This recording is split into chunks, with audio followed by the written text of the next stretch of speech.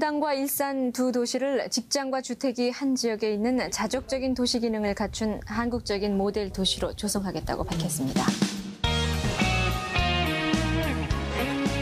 태호 정권에서 드라이브를 건 지역입니다. 그래서 다른 도시랑 다르게 준공 연도가 몰려 있습니다.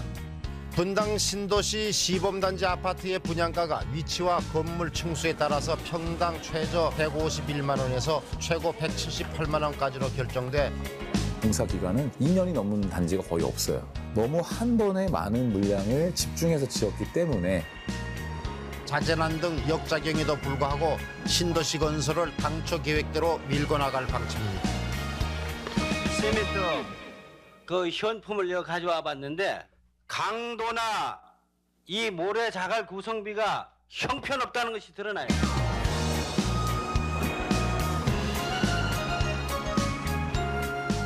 분당 신도시 아파트 입주가 본격적으로 시작됐습니다.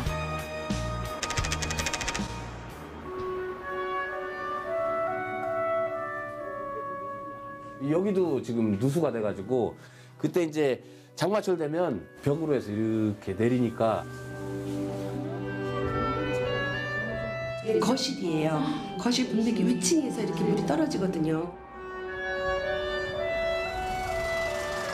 정부의 플랜 자체가 너무 비현실적입니다.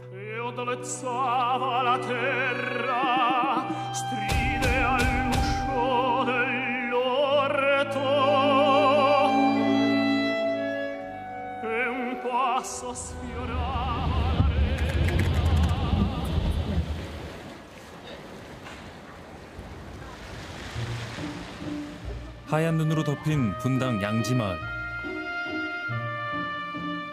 이번 겨울 첫눈과 함께 기다리던 소식이 찾아왔습니다. 선도지구 됐다며 2시에 발표했더만 토양여러분에서 그죠? 기분 좋으시겠어요? 기분 너무너무 좋아요. 근데 많이 다 썩었으니까 해야 돼요. 네, 다 썩어서 너무너무 고장이 심해서 우리가 살 수가 없어. 일기 신도시 가운데 가장 먼저 재건축을 추진하는 선도지구로 지정된 겁니다. 우리 주민 전체가 염원하던 것이라요. 너무너무 감사해요. 그래서 전부 다 기쁨에 지금 나눔을 나누고 있습니다. 어머님은? 감사합니다. 역시 작아요.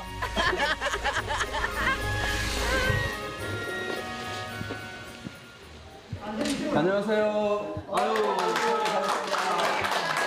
축하합니다. 여러분 애쓰셨습니다. 양지마을이 드디어 선도지구가 됐습니다. 최고입니다.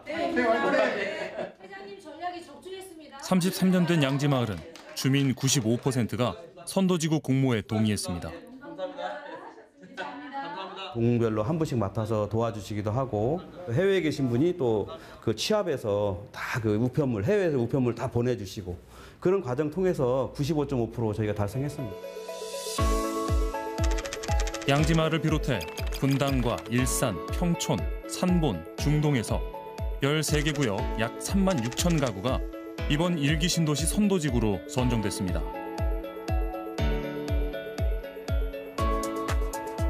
재건축 최대 걸림돌로 꼽히는 안전진단 면제부터 용적률 상향, 인허가 통합심의 등의 규제 완화 혜택을 받게 됩니다.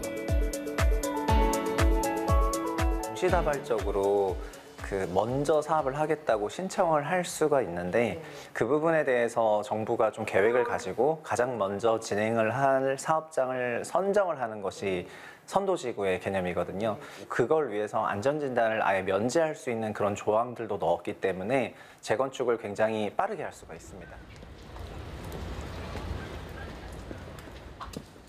재건축 기대감은 곧바로 부동산 시장에 반영됐습니다. 2천 올렸대. 올린 거 이게 이제 이렇게 올렸대. 7억 7천이었는데 이제 7억 9천에 팔리겠다. 이게 지금 오늘 계약된 거예요? 네, 그렇죠. 우리가 이제 항상 가격 형성은 이 32평 기준으로 일주일 새 시세는 수천만 원이 뛰었습니다. 그래서 32평대가 이게 이제 못 가긴 하지만 이제 3천에서 5천 사이 이제 조금 더 받고 싶다. 일주일 사이에 한 10채 정도 된 것 같아요. 양지마을 같은 경우에는. 보합 상태였다가 지금 호재 시작하고 골고루 나간 것 같아요. 하지만 그날 밤 자유 헌정 질서를 지키기 위해 비상계엄을 선포합니다. 가결되었음을 선포합니다.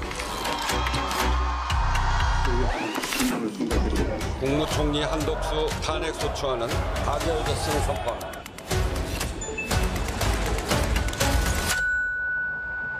한 달 뒤 다시 찾은 분당.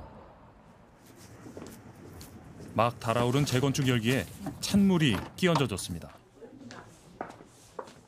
거래도 그냥 아예 없는 거예요? 거래가 거의 전멸이라고 보면 돼요. 지금 좀 어수선하잖아요. 비상계엄 앞으로고 나서는 좀 알고 있는데. 신도시 재건축 등 현 정부가 추진해온 규제 완화 방향의 부동산 정책이 흔들릴 수 있다는 우려가 커졌기 때문입니다. 윤석열 정부에서 대통령 공약이었고 그다음에 그거를 추진해 왔었기 때문에 만약에 현재의 그런 적시 상황을 고려했을 때 이 법이 과연 탄력을 가지고 앞으로 몇 년간 시행이 될 수 있겠느냐 하는 부분에서 이제 의구심을 가질 법한 생각이 시장에 있는 것 같습니다. 특별법까지 만들어 추진해왔던 전례 없는 사업. 특별법안 대안은 일기 신도시 재건축은 이제 전 세계적으로도 유례를 찾아보기 어려울 정도로 이미 도시계획으로 갖다가 판에 짜놓은 그런 계획 도시를 갖다 다시금 재건축을 하는 사례라고 볼 수 있거든요. 일기 신도시 인구를 다 합치면 이제 각 30만 가구고 그러면 거의 100만 인구거든요. 이주 대란에 대비해 30만 가구가 한꺼번에 재건축하지 않도록 순서를 정하고 각종 혜택을 지원해 먼저 정비하는 사업장의 사업 속도를 높여준다는 게 정부의 구상입니다.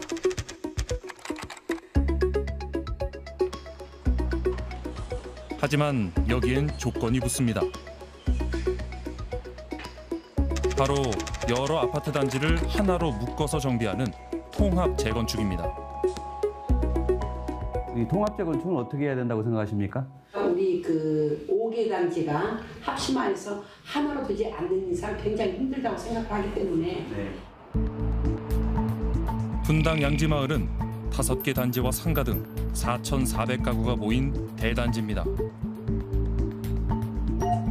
지하철역과 공원, 학교가 근처에 자리 잡아 입지 등 이해관계가 모두 다릅니다.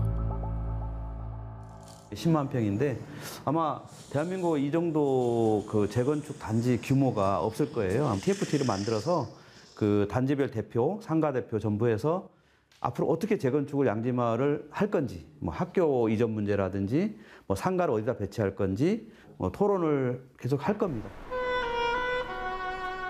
또 다른 선도지구로 재건축을 추진 중인 일산 후곡마을. 주민 체육시설이 없어요.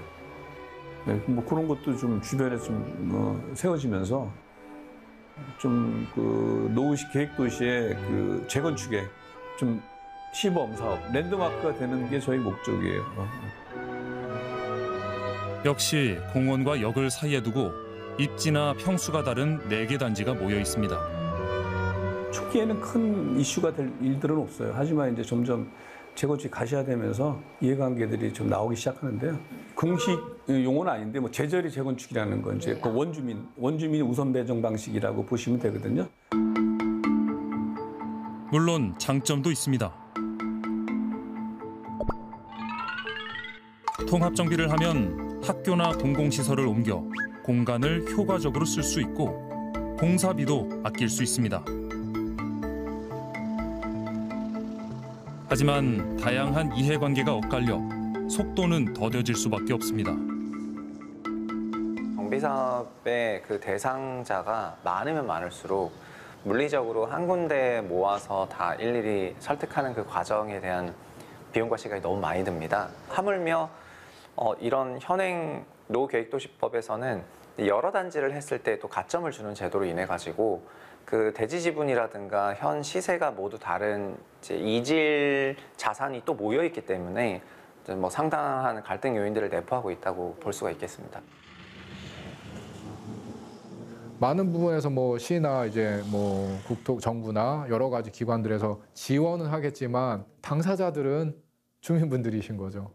본인의 숙제를 다른 사람들이 이제 풀어줄 수는 없는 거고, 그럼 어떻게 그런 합의들을 잘 만들고 주민들이 다 동의할 수 있는 계획안을 마련할 것이냐. 사실 그게 그 다음 단계에서 굉장히 중요한 부분인 거죠. 결국 일부 선도지구는 통합 정비 조건을 완화해달라고 민원을 제기하기도 했습니다. 노후도시특별법에서는 25m 이내 단지가 예외사항이 아니고서는 단독으로 갈 길이 없습니다. 어쩔 수 없이 어깨동무하는 단지도 있을 거고 정말 순수하게 우리는 끝까지 가자는 단지도 있을 텐데 그걸 과연 구별할 수 있을까? 그런데 정작 주민들이 가장 걱정하는 문제는 따로 있습니다.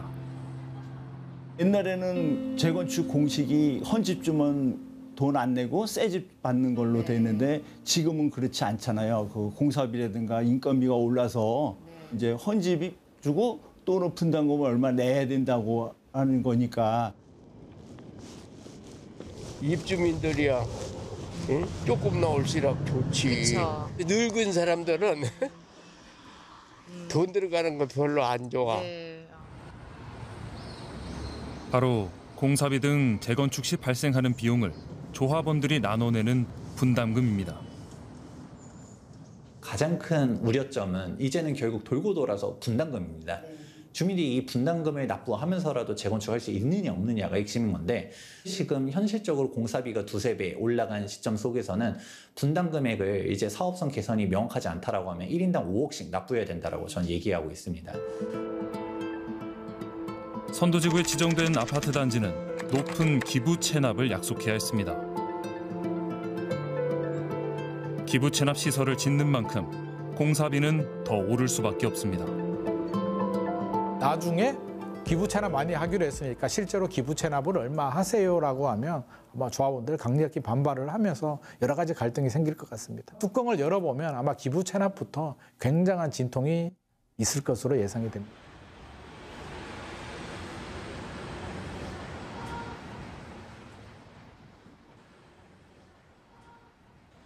선도지구로 선정된 분당의 한 아파트 주민.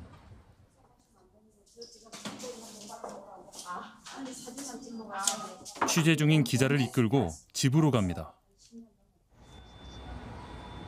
집안 곳곳 물이 샌 흔적을 보여줍니다. 이제 이렇게 샤시를 하면 안 셀 줄 알았어요. 네. 이 집만 그런 게 아니고 다른 집도 여기 한 70% 다 그렇다고 보시면 돼요. 또 사람을 불러라는데. 아, 여기도 지금 생 거예요? 위에서 또 수리해줬고. 아, 또 수리도 해주시고. 예. 그래도 머지않아 새 집이 될 거란 희망이 있습니다. 내가 해결할 수 없는 문제가 자꾸 발생을 하고 그런 문제가 많으니까. 그래서 이번에 그런 소식이 있어가지고 반갑기는 했죠. 돈을 뭐 얼마를 내든지 정말 재건축을 했으면 좋겠다.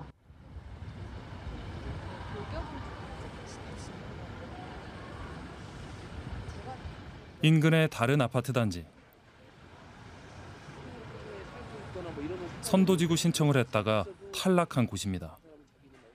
층간누수가 1년에 한 180건 정도 된다니까요. 180건, 200건. 겨울에 이제 배관이 터지면 그 라인에 있는 1층에서 8층까지에 있는 난방 물을 다 빼내야 돼. 업체 선정하고 하는데 시간 걸리고 뭐 이렇게 하면은 그럼 그동안에 나머지 세대들은 추위에 떨고 있어야 돼.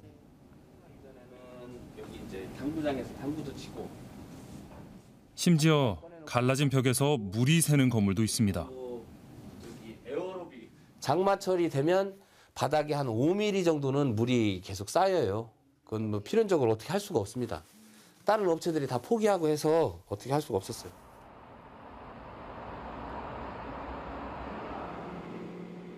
지하주차장은 난방 배관 누수로 인한 녹물 피해가 계속되고 있습니다. 비교적 한 4, 5년 내에 이렇게 하나, 둘, 셋, 넷, 다섯, 여섯, 7개가 한꺼번에 터졌다고 보면 돼요. 그러니까 이게 순차적으로 해서 계속. 재건축에 대한 기대감이 한풀 꺾인 주민들은 불편함보다 안전이 더 걱정입니다.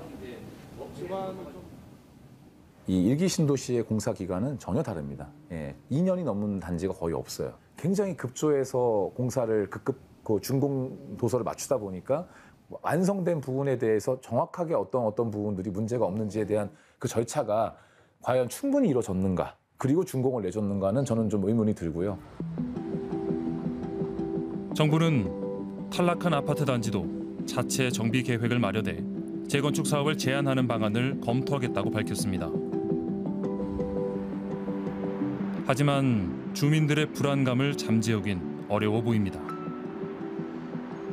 이 아파트들은 언제쯤 재건축을 시작할 수 있을까요? 지금 이제 10% 정도를 선정을 했단 말입니다. 약. 그러면 마지막에 남은 10%, 1번부터 10번 타자까지 본다면 10번 타자는 몇 년을 기다려야 될까요? 50년을 기다려서 진행을 해야 되는 문제가 생길 수도 있기 때문에 아마 굉장한 좀 불만을 좀 제기할 수밖에 없고요.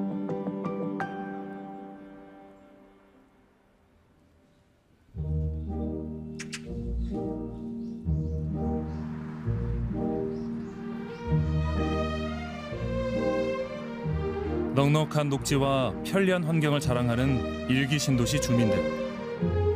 그리고 애들도 많고 이 공원이 있어서 좋아 여기는.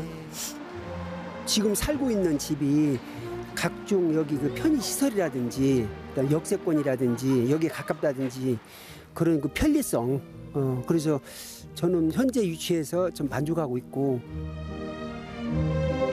하지만 이제는 오래된 아파트를 대체할 새로운 주거 환경을 원합니다. 아파트 자체에서 즐길 수 있는 그런 게 잘 돼 있는 아파트였으면 좋겠어요. 지하 주차장이 잘 되고 지상에 걸린 공원이 잘 되고 기반 시설 잘 되고.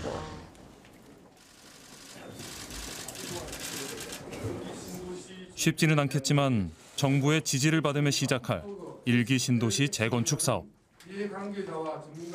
저는 일기 신도시 재건축의 골든타임이 지금이라고 보고 있습니다. 그래서 지금 주민들의 연령대가 또 40, 50대들이 더 많고 재건축에 대한 열의가 높을 때 이제 빠르게 진행할 수 있도록 해줘야 되는데, 근데 여기에서 타이밍을 잘못 놓치게 되면 이제 진짜 일본꼴이 날 수 있거든요. 기대만큼 주민들의 삶의 만족도를 올릴 수 있을까요? 만드는 것보다 더 어려운 게 도시를 정비하는 것들인 건데 새 아파트가 들어간다고 도시가 정비되는 건 아니거든요. 여러 측면에서도 개선해야 될 부분들이 충분히 있는데 그런 부분들까지 좀 이렇게 차분히 보면서 해야지 제대로 된 도시의 정비가 될 거고, 결국 그게 그 지역의 가치들을 상승시키는 부분이기 때문에 그런 부분들을 갖고 좀 종합적으로 접근해야 되지 않을까 싶습니다.